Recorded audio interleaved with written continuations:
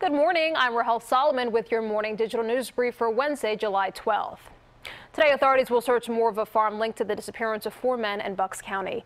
Police have identified a person of interest in the case, 20-year-old Cosmo DiNardo, whose family owns that farm in Silbury Township. DiNardo was arrested on an unrelated gun charge. He has not been charged in connection with the men's disappearance.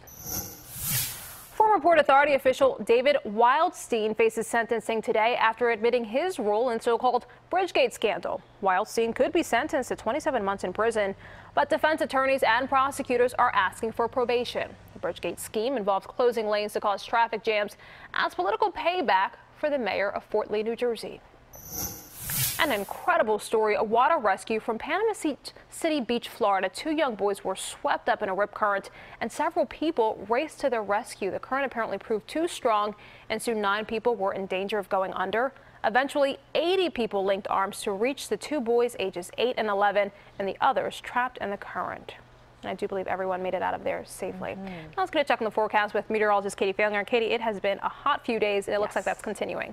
Yeah, it certainly will. And actually tomorrow, Rahel, is likely where we end up peaking. So an excessive heat watch already expected to go into effect for that point in time. Today, certainly no picnic, but let's talk about this excessive heat watch very briefly. So again, that's for Thursday. It's primarily just your most urbanized areas. So Philadelphia, immediate vicinity, all those surrounding counties included in that. But today is definitely still hot. Make no mistake, the high hits 92 degrees and it will feel downright sultry when you're talking dew points that are at least at 70 degrees. In short, it's very, very humid outside. Now later on today, especially and toward evening, a couple of showers or thunderstorms will pop up. This is classic summer-like weather, but some of those storms could be locally heavy downpours, frequent lightning, gusty winds, maybe even some small size hail. So we'll really need to keep an eye on the area radar. But for now, just expect a mix of sun and clouds through the rest of the day. Now tomorrow is where we peak. The high 97 degrees made to feel as hot as 105, but we are thankfully spared the worst of that heat come Friday. Still stormy, and then the weekend actually looks really nice, Rahel. So some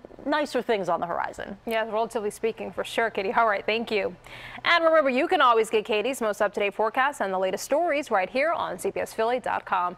That's the latest for the Morning Digital Brief. I'm Rahel Solomon. Good morning.